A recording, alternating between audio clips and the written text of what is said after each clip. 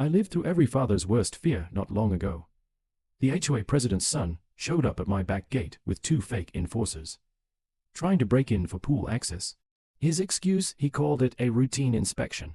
The only routine that night was him planting onto wet concrete after slipping on my deck. But let's rewind. It was 2:17 a.m. when 2 men in dark tactical vests vaulted over my fence. Moments later, a third figure appeared, Karen Brown's son, Chad. Red swim trunks, towel slung over his shoulder, and an arrogant smirk.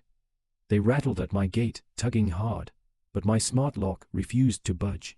I'd already seen 14 failed code entries and a tamper alert. I smiled. Calm always plays better on security footage. One of the fake tough guys grabbed my arm. I shook him off. Then Chad tried to shoulder past me, but instead his feet slipped on the slick deck. He went down hard, scraping his arm, and immediately called 911 on me, right there on my own property. The sirens came fast, but I didn't argue. I pulled up the app and tagged the security clip. The truth was, this mess wasn't about broken HOA rules. It was about social climbing. At Northwood High, the so-called ladder of popularity was ruled by Chad Brown. Swim team captain. Flashy car worth more than my first house. That perfect smile that never reached his eyes. And behind him, always, was his mother, Karen Brown, the HOA president. She managed our neighborhood with the same rigid obsession she gave her prize roses. Everything polished, everything controlled, everything picture perfect for the newsletter. But Chad had his own agenda. He wanted the community pool to become his private after-hours kingdom, a place to flex his status. All he needed was access, a key, a code, and in his mind the easiest path ran straight through my backyard. The weak point, he thought, was my son. Marcus came home one afternoon with his shoulders sagging low. He let his backpack fall by the door, the thud echoing through the quiet of the house. I was in the kitchen trimming back a basil plant, the scent of spice and green filling the air. I glanced at him. His face was unreadable at first glance, but I've learned to read between the lines. The slight crease between his brows, the way he avoided my eyes. "Everything all right, son?" I asked. He gave a half shrug, the universal teenager signal. "Everything is wrong, but don't make me say it." I pointed at the basil plant. "House rules. We don't bargain with sad faces." The corner of his mouth twitched, almost a smile. But I didn't press. With Marcus, you don't pry, you wait. You keep the harbor calm, and eventually the storm sails in on its own. That night, though, the storm came buzzing. I heard it through the walls, a constant, insistent vibration from his phone, like digital hornets trapped in his room. I waited. Around 10, he came down the stairs, stopping in the doorway of my office. The hall light cast him in silhouette. He held his phone out in front of him like it was something poisonous. "Dad," he said softly, "can I show you something?" He handed me the screen. It was a thread of direct messages from Chad. "Yo Thompson, you got the hookup for the pool, right?" Marcus's replies were polite, careful. "My dad just put a new lock on our gate." But Chad kept pushing. "Don't be lame, drop the code, be a real one. Everyone's coming Saturday night." Marcus held firm. "I can't, my dad would lose it, it's not up to me." That's when the screenshots hit. Chad had dumped their private chat into the group thread, and the mockery started rolling in. "Thompson's scared of his daddy, what a joke, what a loser," and then, the meme, it was a picture, crude, mean-spirited. A little kid cowering behind his mother's legs. Only this time, Marcus's face had been clumsily pasted onto the child, and Chad's face replaced the mother's. The caption read, "Don't worry, Marcus, Mommy will protect you from the cool kids." It was childish. It was cruel, but worst of all, it was calculated. To crush my son's confidence, I looked up from the phone. Marcus's eyes were locked on me, searching, his face caught between shame and fear. He braced himself, waiting for me to explode, to scold, to pile onto his humiliation. I took a slow breath. I don't just react. I break problems down, that's the engineer in me. I saw the picture not as an insult, but as a system under stress. Marcus was the system, Chad was the external pressure, and the goal, force a breach. My role was simple, reinforce the system. I handed the phone back to Marcus. My voice was calm, steady. "This isn't about you, son. It's about him. He wants something he can't have, and he believes intimidation is the master key." I stood and placed a hand on his shoulder. His muscles were tight, like a spring wound too far. "You did the right thing. You told him no. That's the only answer he needs." Finally, Marcus met my gaze. I saw the weight lift, relief flickered across his face. But what if he doesn't stop? He asked quietly. He won't. I admitted. People like that rarely do, but we'll face it together.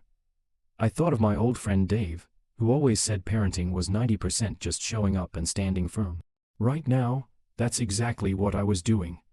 That night, I drafted a measured email to Assistant Principal Cruz. I attached the screenshots, not to demand punishment but to create a record, a point in the system. Engineers like records, data doesn't lie. Then I told Marcus to block Chad. He did. The buzzing stopped. For a moment, the house was still. Too still. I knew better. This wasn't over. That meme was just the opening move in a game I never wanted my son to play. And the next move wouldn't be digital. It would be physical, at my back gate. The following morning, Marcus made his way to Assistant Principal Cruz's office.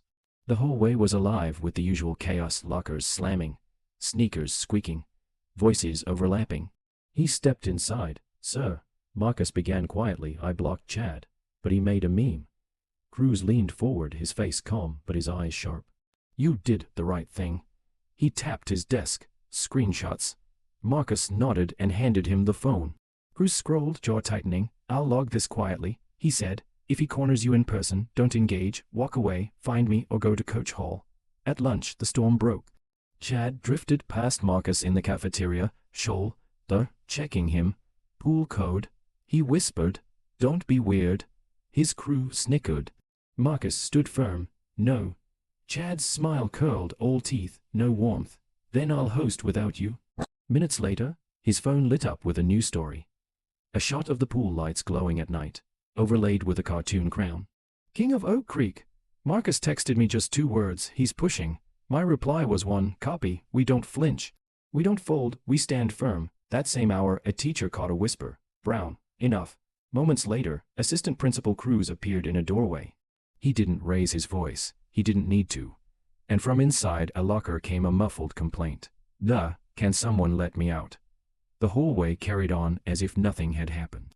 Chad raised both hands, smirking. Relax, just planning a party. Coach Hall found Marcus near the trophy case, the glass reflecting rows of swim caps and grinning teams from years past. Walk with me, Coach said. They moved down the hall. Brown's a captain. Coach continued. But being captain means more than winning races. It means being decent. Marcus gave a small nod. He wants our pool code, he admitted. Coach stopped, eyes sharp. He won't get it from you. If he pushes, you tell me. If he posts, you send it to Cruz and me. Clear. A swimmer jogged past, overhearing. Coach Brown tried to sell VIP after hours wristbands in the group chat. Coach rubbed his face, weary. I'll handle it. Then to Marcus, firm but steady. You did right. Head up. At the exit, Chad leaned against a locker. His crew fanned out like shadows. Hey, Marcus, he drawled. Captain's list drops tonight. You want on it? Marcus kept moving. There is no list. Chad smirked. Then there are no invites. Coach stepped between them. His voice dropped to a growl. Practice now. Chad's jaw clenched, but he backed down. Yes, Coach. Marcus texted me one line. Coach is in. That evening, the air outside was heavy with cut grass and chlorine. I stood at the back gate, running diagnostics on the smart lock. The LED pulsed green, steady and reassuring. 12,200 pounds of holding force. The keypad beeped crisply. The log scrolled clean. The latch inside opened without a code. Per fire code. It was a good system, a solid system, my system. I had designed the housing myself, printed it, weather-proofed it. Seamless, reliable. A small point of pride. Then, a voice sliced through the twilight. Quite the fortress you're building there, Henry. I turned. Karen Brown. She stood on the community path, just beyond my fence line. Crisp white linen pants. A silk blouse that caught the last of the daylight. Not a hair out of place. Her smile was bright, polished, rehearsed. The kind of smile that worked on campaign posters and HOA newsletters. Never in real life. Behind her loomed Chad. Red swim trunks. A towel slung over his shoulder like a cape. Arms crossed. Smirk locked in place. His eyes flicked from the lock to me, then back again, radiating smugness. In his mind, this was checkmate. His mother was his ultimate weapon. I wore a t-shirt, shorts, and the smallest polite smile I could muster. The kind of smile that said, not today, quite the lock. Karen said, it's safe. I replied.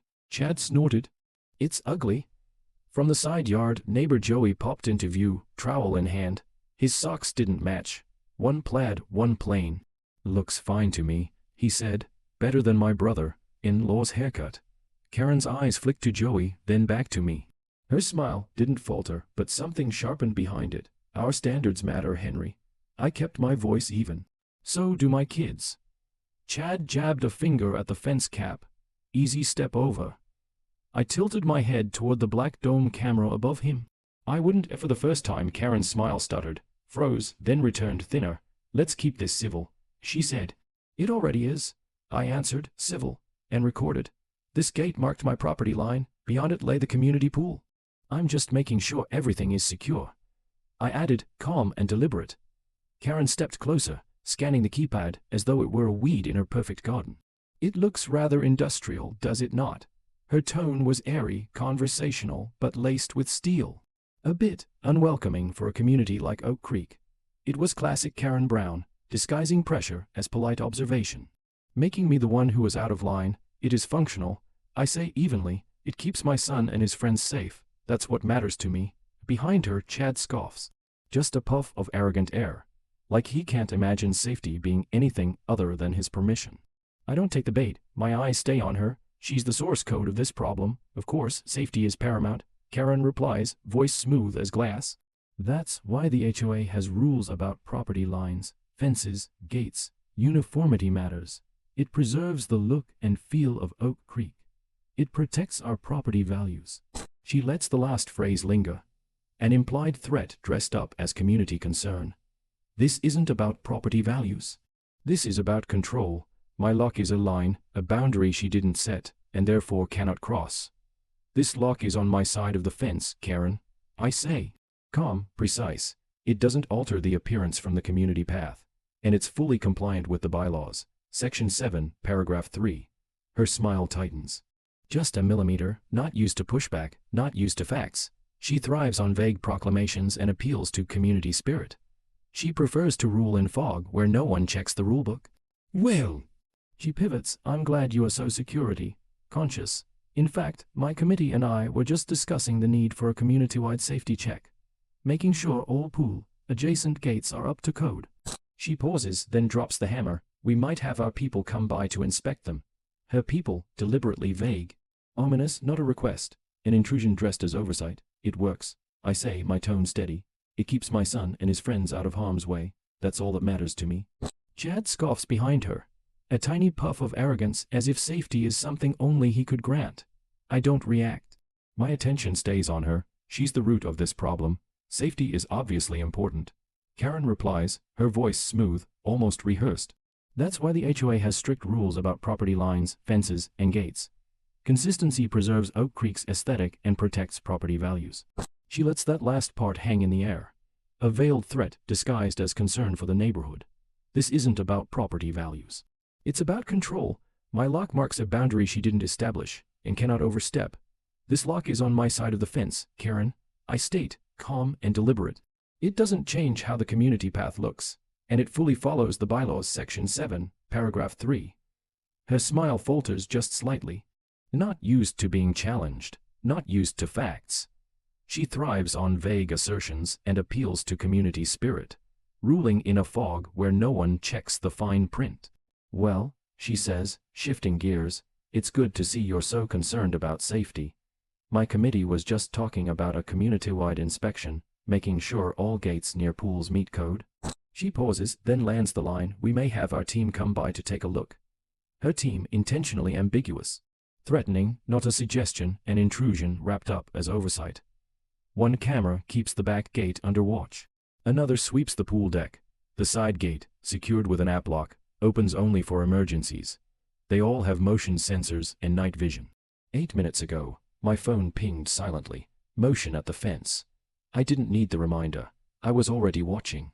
2 figures in dark clothing moved with a smooth, practiced precision that set my nerves on edge. These weren't kids goofing around. They were professionals, or at least pretending to be. Each wore a black tactical vest, a patch across the front. In the grainy green night vision, I could barely read the letters. HOA PLIANCE. Ridiculous. Fake credentials just for show, a costume meant to intimidate. I counted my breaths slow and deliberate. I filed a note through the city's non-emergency portal. Trespassing suspected at back gate, cameras active. 911 was at the ready. The vests whispered. Try the common codes, said the bigger one, already attempted. 001234, muttered the lean one, tapping the panel. 14 failed attempts, tamper alert triggered. A stray cat leapt the fence, landing on a lawn chair. It stared at the camera like a judge, blinked, yawned, and sauntered off. The lean one flinched. Faceplate next, said the big one. He raised a pry bar. Bad idea, I murmured. He pried anyway.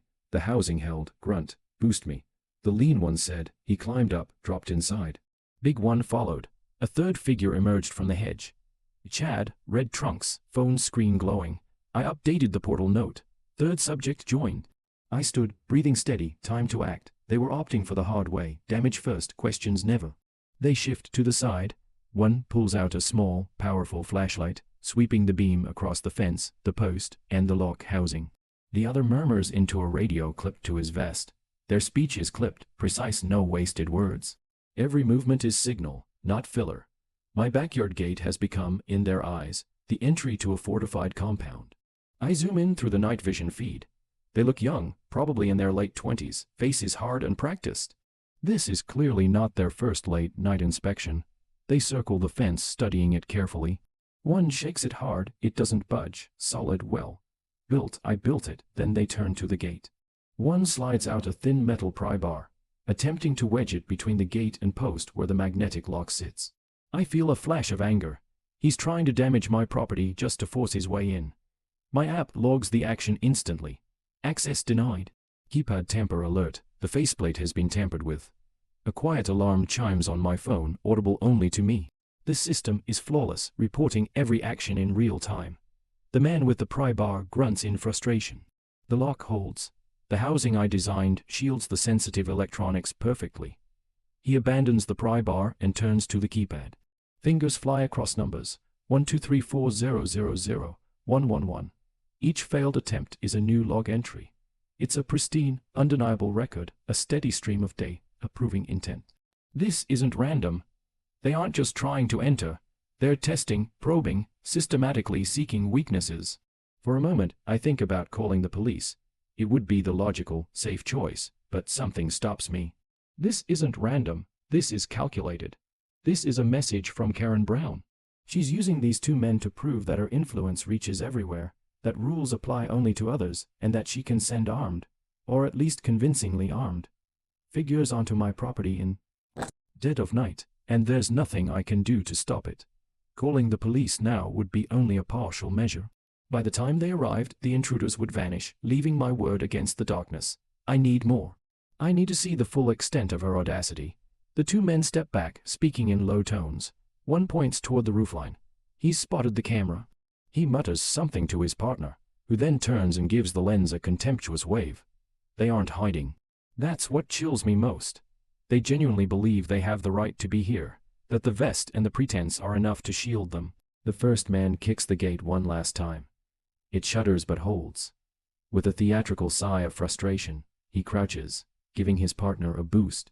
The second man swings over the fence, landing silently on my lawn. His partner follows immediately. They're now trespassing. For a moment, the two dark figures pause in the green night, vision glow, then start moving toward the pool deck and the house. And I know, I've watched enough. I am done collecting data. An engineer knows when it's time to move from observation to action. I rise from my chair. The floorboards make no sound. I approach the back door, my hand closing around the cold metal handle. I am not afraid. I am a father. I am in my home, and now I am about to conduct my own inspection. The sliding glass door to the deck squeaks softly as I open it. The two men in the vests whirl around, caught off guard. They had been so focused on the gate, so confident in their stealth. They never considered that I might simply step out to meet them. They stand near the edge of the pool, boots leaving damp imprints on the concrete. The night air is cool, carrying the scent of wet stone and jasmine from the vine climbing the fence. For a moment, everything freezes, a tableau. Two intruders caught in the act and me, a retired engineer in a T-shirt and slippers, standing in my own backyard. The porch light clicks on, washing the scene in warm yellow. My slippers squeak. So much for stealth. They squint against the sudden illumination. I can see their faces clearly now. One broad and solid, shaved head glinting in the light. The other lean, eyes darting nervously. The HOA compliance patches on their chests look even more absurd close up. "Can I help you, gentlemen?" My voice is calm, steady, betraying none of the racing in my chest. This is calculated. I need to see what they'll do next. The broad one steps forward, puffing out his chest in a classic display of intimidation. "We're with the Homeowners Association," he rumbles, performing a mandatory safety inspection. At 2:30 a.m. I raise an eyebrow, glancing at my phone. "It says here you've been trying to pry open my gate for the last 15 minutes. That isn't an inspection, that's attempted breaking and entering." The leaner man shifts uneasily, weight moving from foot to foot. The broad one doesn't flinch. "We had reason to believe the gate was insecure," he says. "We were testing its integrity." The lie is audacious, brazen, and shameless, almost impressive in its nerve. "My gate is secure," I reply evenly. "You, on the other hand, are trespassing. I suggest you leave by the way you came." I nod toward the fence they had just climbed. At that moment, a third figure slips from the shadows near the side of the house. Chad Brown. He had crept in from the hedge while they worked the gate, phone glowing, face triumphant, with a sneering, adolescent glee. "What's the matter, Mr. Thompson?" he taunts, dripping with sarcasm, as if this were some petty game. He believes he's the star of his own movie, and then it clicks. The men are the muscle, but he is the reason they are here. A personal vendetta, revenge for being told no. "Chad, your mother is making a very big mistake," I say, keeping my gaze locked on him. The broad-shouldered man seems done with words. He lunges, grabbing my left arm like a vice. "You need to come with us," he grunts. "We have to check your interior pool access points. No badge, no legal authority, just a rehearsed script." Adrenaline hits me, hot, sharp. I'm not a fighter, I'm a thinker. But a father's protective instinct is a primal force. I twist my arm and wrench free, stepping back. Chad, seeing his hired muscle fail, decides to intervene. He charges, shoulder first. It's clumsy and reckless, an attempt to shove me toward the house, asserting dominance. But he forgets one crucial detail: the pool deck is slick with evening dew. His expensive sneakers catch on the wet concrete. Arms flailing, he tries to regain balance. His expression is comically shocked. He falls, not hard, but awkwardly, landing on his side and scraping his elbow against the rough deck surface. For a moment he lies there, stunned, then glances at his elbow. A bead of blood forms. His face twists. Not from pain, but from humiliation and rage. He fumbles for his phone, thumb flying across the screen. "Help, 911, I've been attacked." His voice is shrill and over the top. "Henry Thompson, he pushed me. I'm bleeding. Send help." He put an illegal lock on the pool gate. It's blocking emergency access. I simply stand and watch, absorbing this absurd performance. The two men, in tactical vests, exchange a nervous glance. Panic flickers in their eyes. This situation has clearly gone beyond their training. I step slowly and deliberately back toward the house. I do not run. I do not shout. I just watch the lie unfold. In the distance, I hear the faint wail of a siren growing louder. The night's calm is broken. The game has changed. Red and blue lights flash across the backyard, chaotic and strobing. Two police vehicles pull up on the street. Sergeant Daniels and Officer Tate step through the side gate, which I have unlocked remotely. Daniels, a man my age, moves with a measured, unhurried confidence, his face lined with experience. Officer Tate is younger, precise, alert, hand resting near his sidearm. Every movement trained and deliberate. Tate's eyes scan my squeaky slippers, then flick to the patches on their vests, like he's judging Halloween costumes. Chad, of course, is giving a masterclass performance, perched on the edge of a lounge chair, clutching his scraped elbow as if it were a life-threatening injury. And Karen Brown, naturally she has appeared as though she arrived on a broomstick. She hovers around her son, face a mask of carefully rehearsed maternal concern. A small crowd of neighbors has gathered, drawn by the commotion. I spot Mr. Goldstein, my gardener friend, watching from his porch, worry etched on his face. Neighbor Joey stands in a bathrobe, looking utterly bewildered. "She attacked my son," Karen declares, pointing a perfectly manicured finger at me. Unprovoked, my Chad was just walking by and this man assaulted him. Her voice is pitched for maximum drama, performing for the street audience. Officer Tate looks at me. I stand calmly by my back door. Sir, he asks, any emergency egress blocked by this lock? No, I reply. The inside latch allows exit without a code. CD Life, Safety Code Section 1008. Free egress, I followed it. HOA cannot override that, Karen interrupts. He's turning our pool into a prison. I lift the app. It's just a door with a log. Joey shuffles closer, whispering loudly enough for everyone. I brought popcorn but forgot a bowl. Mr. Goldstein doesn't even look up. Use your hat, he mutters dryly. Tate hides a small smile and gestures at the tablet. Show me the times. I tap the timeline. 2:05 a.m. First motion, 2:11. A pry attempt, 2:27. Fence hop. Daniels nods, matches what we heard approaching. I logged it on the non-emergency portal before stepping outside. I add. Karen tries again. Contractors were testing. Tate raises an eyebrow, glancing at the patches. Ma'am, those are cheap nons. The big vest mutters, we were told it was authorized. By whom? Daniels asks, eyes narrowing. The two men look at Chad. He keeps his eyes on the ground. My hands are visible. I am calm. I am not shouting. I am not pleading my case. I am waiting. Sir, can you tell me what happened here? Tate asks, voice neutral but firm. Yes, officer. I reply clearly. Two men claiming to be with the HOA jumped my fence at 2:17 a.m. They tried to pry open my gate. Then that young man there, I nod toward Chad, joined them. They trespassed on my property. One of the men grabbed my arm. I pulled free. The young man shoved me, slipped on the wet deck, and fell. Karen gasps, theatrical and outraged. Lies, he is twisting the story to protect himself. Daniels raises a hand, silencing her. He turns to me, patient and analytical. That's a very different story from what we've been hearing from them. Do you have any way to prove it? This is the pivot point. Emotion meets cold hard facts. As a matter of fact, Sergeant, I do. I say, holding up my tablet. The one I retrieved before they arrived. I have the entire event recorded from multiple angles, in high definition night vision. A ripple of silence spreads through the small crowd. Karen freezes. Chad stops whining about his elbow. I tap the screen. The first clip shows the two men arriving, testing the fence, attempting to pry the lock open. The timestamp is clear in the corner. I swipe to the next clip. Them climbing the fence, trespassing. Then I pull up the access log from the Smart Lock app. A detailed record of failed keypad attempts and a tamper alert. This is the lock itself. I explain, every interaction is logged. 14 failed attempts, followed by a physical tamper alert. All before they decided to climb the fence. Officer Tate leans in, eyes widening slightly. Young and tech savvy, he instantly recognizes the power of digital evidence. I cue the final clip from the deck camera. It shows me stepping outside, the confrontation, the first man grabbing my arm, and my swift pullback. Then, without a shred of ambiguity, it shows Chad initiating contact, shoving me, losing his balance and falling entirely on his own. The video is silent, which somehow makes it even more damning. Nothing distracts from the raw physical truth of the moment. Sergeant Daniels watches intently, saying nothing. When the clip ends, he fixes Chad with a hard, disappointed gaze. Son, Daniels says, does that look like what you told us happened? Chad stares at the ground, pale under the flashing police lights, and says nothing. The sergeant turns to the two men in vests. And you, HOA compliance.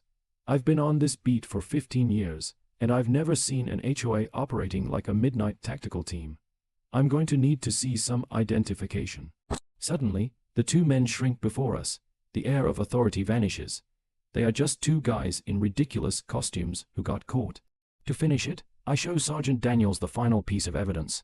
The saved screenshots of the direct messages, the meme Chad used to coerce my son into giving him the pool code.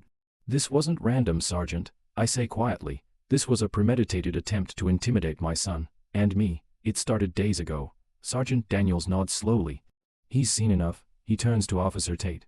Tate, get their information, log criminal trespass and forward a false report note to the DA for review. Let the district attorney's office handle it. Then Daniels looks at me. Mr. Thompson, you have a very impressive security system. You stayed calm, you did everything right. He gives me a small, professional nod of respect. A weight lifts from my shoulders. Karen Brown sputters, trying to protest. But the sergeant's gaze silences her instantly. He isn't interested in her drama anymore. He has the facts, the data, and in this case the data does not lie. The balance of power has shifted. The truth recorded in pixels and timestamps has won.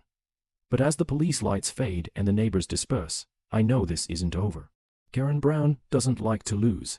Her son was humiliated publicly, and she won't let that stand. The next attack won't be physical.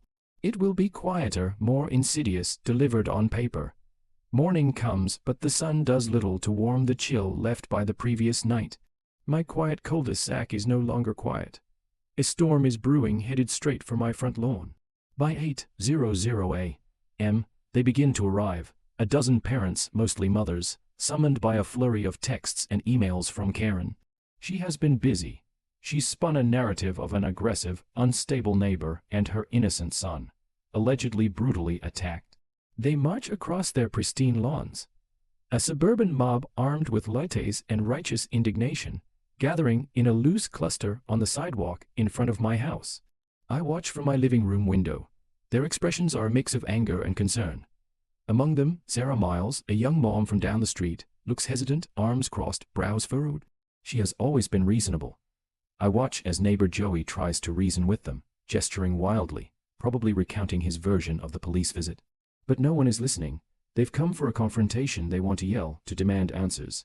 I could step outside, argue, explain my side one person at a time. But that isn't my way. An engineer doesn't fight a flood with a bucket. He builds a spillway, redirects the force. I retreat to the garage and press the button to raise the main door. It hums upward, revealing me standing behind a large 65-inch television mounted on my workbench, facing the street. The TV is linked to my tablet. The parents fall silent. They expected a shouting match. I give them something else. A father steps forward, fists clenched. My kid said you shoved him. He demands. I hit play. The morning's room tone swallows his words. The video shows the shove, the slip, the fall over and over. Sarah speaks first. That's not a push from Henry. Another mom points. Those men grabbed him. I bring up the meme. Gasp, that's cruel. Someone whispers. The angry father's face falls. I didn't see this, he murmurs. Mr. Goldstein unfolds 2 camp chairs by the driveway. For apologies, he says. Joey produces a mixing bowl full of dry cereal. Popcorn was a lie, he admits. A few parents chuckle. The knot in my chest loosens. I stop the video loop and pull up the door log. Time, method, result. No names, I say, just facts. A mom nods. Facts are enough. The parents begin to leave in pairs, quieter than they arrived. Several tap my arm. Thank you. Sorry, we get it now. Sarah lingers. If the board won't fix this, the school can write a report. We'll help. Thank you. I reply. Soon, the lawn is empty. The mob has dispersed, their anger dissolved by the clear light of video evidence. The spillway worked. The force has been redirected. Relief washes over me, but I know it is temporary. Karen wasn't among the crowd. She's too clever for that. She sent her army, and her army was defeated. But a skilled general always keeps a backup plan. As I roll the television back into the garage, my phone buzzes. An email, subject line, official notice of HOA violation. I open it. It's from Oak Creek Estates HOA Management, signed by Karen Brown, President. I am being fined $500 for an unapproved structural modification to a perimeter fence, the lock. A minute later, a second email arrives, another $500 fine for unauthorized surveillance equipment visible from community property. The cameras, the blitz has begun. She couldn't beat me with force. She couldn't beat me with lies, so now she tries to bleed me dry with paper. The envelopes start arriving with clockwork precision, one every day. White, official, menacing. Each one contains a new fine, a new violation. My elegant, logical smart lock is suddenly an unapproved electronic access control device. My security cameras are invasive recording instruments.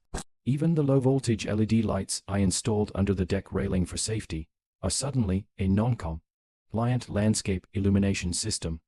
Karen Brown is a master of bureaucratic warfare. She wields the HOA bylaws not as a guide for community living, but as a weapon. She stretches definitions to their breaking point, twisting language to intimidate. Each fine is $500. The letters are formal, stuffed with legal jargon, citing obscure clauses and demanding immediate payment, threatening further liens on my property. A relentless psychological assault. Death by 1,000 paper cuts. I call the HOA management number. Hold music plays a tin whistle version of Don't Worry, Be Happy. It does not help. Kelsey, Community Services. How may I assist? I need the bylaw section governing fines over $250. I say, in the board minutes approving mine. Typing, sir, I don't see a vote for these amounts. Then I need copies of any contract authorizing Suburban Oversight Solutions LLC, and their W-9. Silence, we don't keep vendor W-9s in this portal. You'll have to submit a records request via email. I'll send it within a minute. Please note the date and your call. Neighbor Joey's voice drifts over the fence. Ask for page numbers, Kelsey sighs. Page numbers for what? Kelsey types back. The rules, I say, cite the exact ones. More typing. Section 7, paragraph 3 covers fencing. Paragraph 4 mentions aesthetics, but there's no clause about electronic devices. Thank you. I reply, please add that to the file. Adding now, also note. Police case number pending, non-emergency logged. Yes, sir, logged. I hang up. The hold music still echoes in my head. I jot down notes. No board vote, no clause, vendor documents requested. Most people will be terrified, paying the fines just to make it stop. I am not most people. This is a system problem, and systems can be analyzed, understood, and defended against. I gather proof. I build a spreadsheet logging every violation notice, date received, alleged infraction, bylaw cited, fine amount. I print the entire 100-page HOA rulebook, reading it cover to cover, highlighting every relevant passage. I find the clauses she's using, and the ones she's ignoring. The rules on due process, the board vote requirement for fines above a certain amount. Her process is sloppy, driven by anger and revenge. Sloppy systems have vulnerabilities. While I build my defense, Karen makes her next move, a community-wide email. A masterpiece of passive-aggressive corporate communication. She begins with expressions of deep regret over the unfortunate incident at my home. She emphasizes the importance of safety and security for all residents, never mentioning me by name, only a recent dispute. Then comes the critical lie. She describes the two men in black vests as third-party security contractors, allegedly hired by the board to perform a late-night audit of perimeter vulnerabilities as part of a new proactive safety initiative. She casts them as official, sanctioned agents of the HOA, attempting to retroactively legitimize their criminal trespass. She's spinning a false narrative to cover her tracks, and she's wielding every ounce of her presidential authority to do it. I read the email 3 times. My first reaction is anger. The audacity of the lie is staggering. My second reaction is a slow, spreading smile. She's made a critical error in judgment. In her rush to craft a plausible story, she gave them a title, contractors. I say the word aloud in my quiet office. Contractors. It hangs in the air, loaded with potential. Contractors don't work for free. Contractors submit invoices. Contractors get paid. And if the HOA board really hired them, there must be a record. Money, data, a trail. All I have to do is follow it. She thinks that email shields her. She thinks it closes the chapter on the 2 men trespassing in my backyard. She is wrong. That email is not a shield. It's a thread. And I am about to pull it until her carefully constructed story unravels. The paper war she started, it's about to get much more interesting. My investigation begins not at a computer, but in conversation.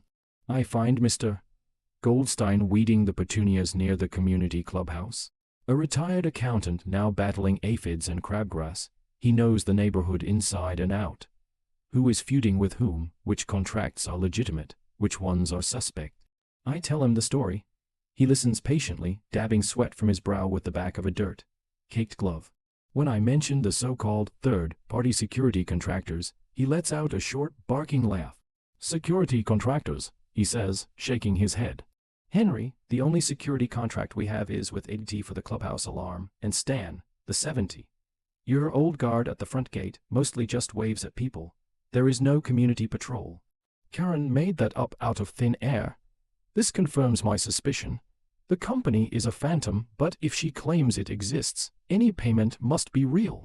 I stop by the front gate. Stan sits in the booth with a crossword and a thermos. Morning, Stan.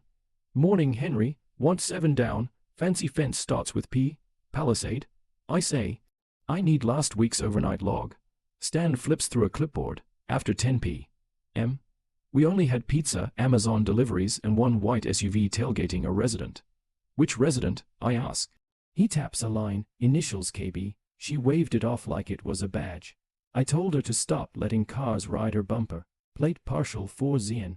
I wrote it down, told dispatch 2. Any contractors? Stan snorts. Only contractor I saw was my dentist. I left at 11:00. He eyes me. Everything all right getting there. Mind if I snap a photo of that line? Make me look professional. He says, straightening his cap. I take the photo, timestamp it, and drop it into the evidence folder. As I leave, he calls after me. Thanks for Palisade. Anytime, I reply. It fits. Sentinel sounds taller, he adds. My next step, get inside the machine. I need access to the HOA financials, and there's only one way. Find a whistleblower. I recall the last HOA board meeting, and one member in particular, Arthur Fleming. Quiet, nervous, always uneasy when Karen makes unilateral declarations. He abstains from most votes. Seems cowed but clearly unhappy with her leadership. He is my best chance. I find his email in the community directory and send a simple, non-threatening note. Arthur, I'd like to talk to you about some recent HOA expenditures. Can we meet for coffee off the record? He agrees, suggesting a small cafe 5 miles outside Oak Creek. Good scared people are often willing to upset the status quo once they feel safe. We meet the next day. Arthur is even more anxious in person, constantly glancing over his shoulder. He orders a decaf tea and stirs it for 5 straight minutes. I don't like what she's doing, Henry, he whispers. She doesn't consult the board, she just acts, claims executive authority. Everyone is too intimidated to challenge her. She's using HOA funds to hire men to intimidate residents. I look at Arthur directly. She lied in a community-wide email claiming the board approved it. His face pales. I know, we never voted on any new security contract. There was no discussion. I lean in. I need to see the latest invoices and bank statements. I think she's hiding payments. He hesitates, weighing the risk of helping me against the risk of letting Karen continue her reign. The struggle is clear on his face. Finally, he reaches into his briefcase and slides a thick manila envelope across the table. I make copies of everything after each meeting. He whispers, for my own protection, don't tell her this came from me. I take the envelope, it feels heavy, with consequence. Your name will never come up, I promise. Back in my office, I spread the documents across my desk. Invoices, receipts, and bank statements from the last 3 months.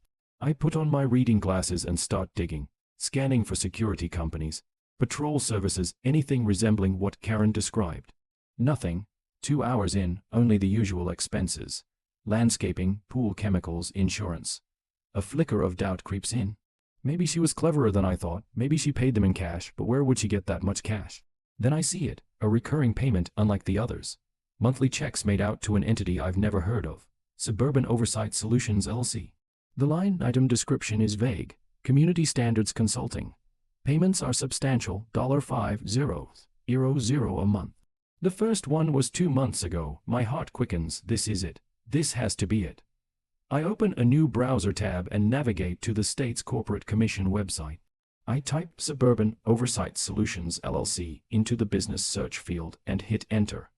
The result appears instantly. The LLC is active, formed 2.5 months ago. The registered agent is listed, not Karen Brown, but Karen Miller. Miller? I lean back in my chair, the memory clicking. That was her maiden name, the one I'd seen on an old community plaque in the clubhouse. She created a shell company under her maiden name and has been funneling $5,000 a month from our HOA dues into it. She's not just hiring men to intimidate residents, she's laundering our money to do it. The invoices in Arthur's packet are laughably vague. On-site review, compliance verification. One invoice is dated the day after the incident in my backyard, labeled Emergency Response Protocol Test. She is not merely a bully, she's a fraud. I print the corporate filing, the invoices, the bank statements showing the checks clearing. I place them neatly next to the video files and screenshots on my desktop. The data is complete, the case is airtight. All that remains is to present it. The special HOA meeting is packed. The foyer hums with quiet chatter. Programs sit on a folding table beside a sweating pitcher of lemonade, under a sign that reads, "Welcome neighbors," in curling script. Karen spots me and glides over, composed like a parade float. "Henry, defamation is a serious matter," she says. "Facts aren't defamation," I reply. Her smile doesn't reach her eyes. "We'll see." Mr. Goldstein appears, holding a neat stack of papers secured with a giant paperclip. "For luck," he says, sliding it over. "I used this in '98 to argue sprinkler fees." Worked every time. Joey barrels in with a canvas bag, backup HDMI cables, an extension cord, and a container of pretzels. He glances at the screen. Bulb's fine, I say. Pretzels are better. Good, Joey says, labeling them Exhibit Carb A. A bored lawyer I've never met whispers to the secretary. She glances at Karen, then at me. His face pales. Arthur Fleming edges forward, voice quiet. I have copies of the check images. The bank emailed them to me. Good, I say. Keep the originals? He nods, braver now. Karen lifts her gavel before we're even seated. Tap, tap, tap. Order the room. I set the laptop on the table, click the remote, and feel the paper clip in my pocket.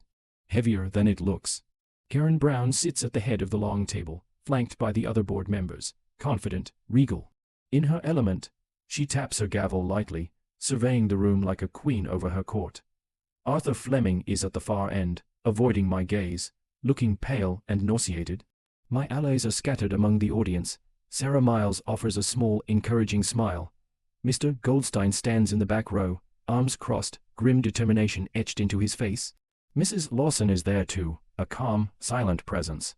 The meeting begins with tedious procedural matters. When it's finally my turn, Karen introduces me with a dismissive wave. Mr. Thompson has some thoughts on our new security initiatives, she says, trying to frame me as a cranky resident with complaints.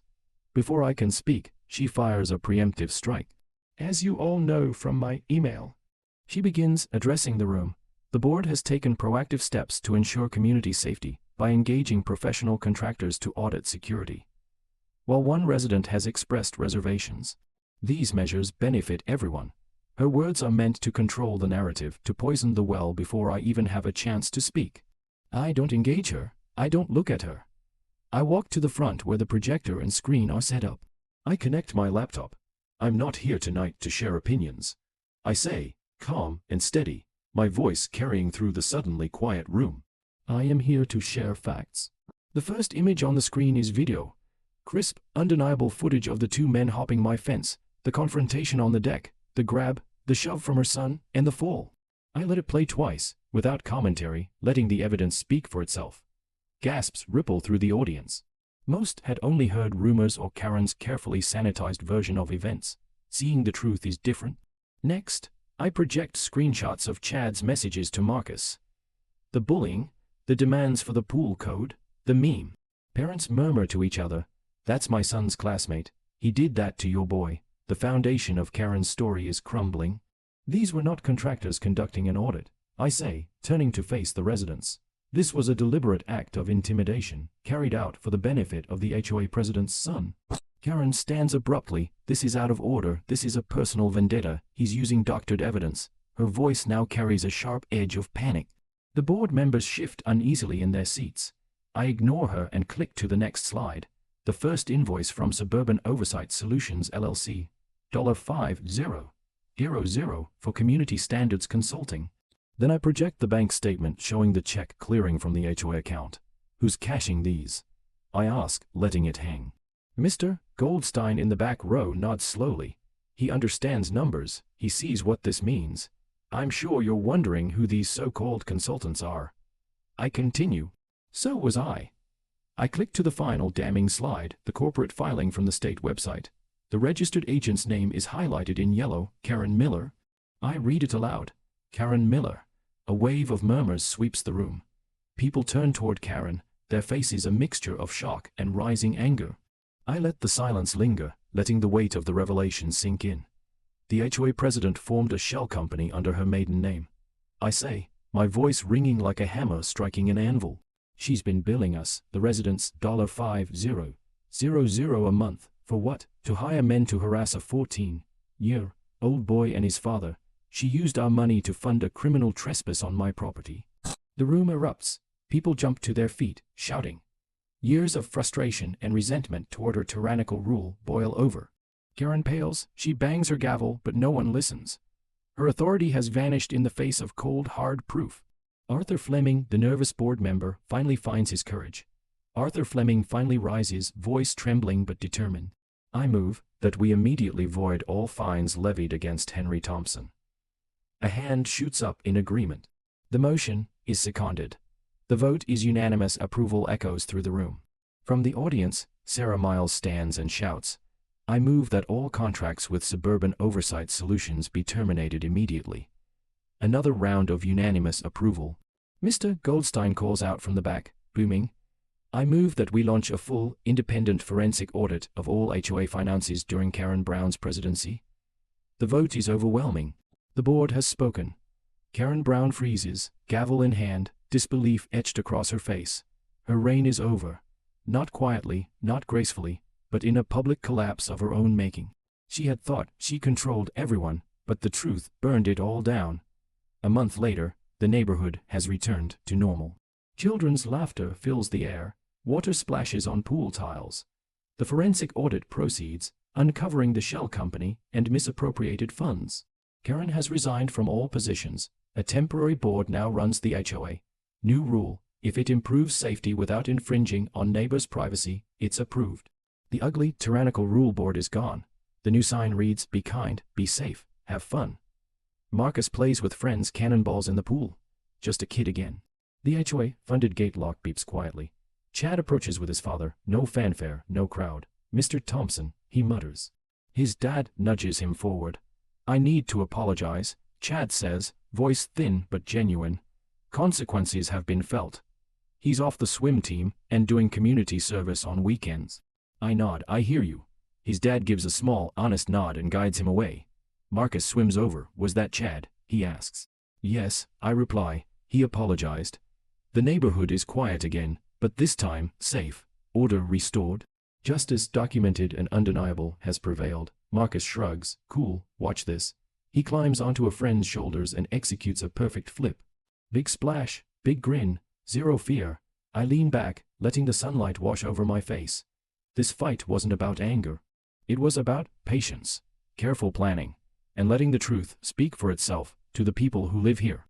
Sarah waves from the sidelines. Mrs. Lawson smiles faintly under her umbrella. This is real community, resilient, supportive, and alive. The smart lock on my back gate glows a steady green. A small light with a big promise. Everything is secure, systems nominal. My children are safe.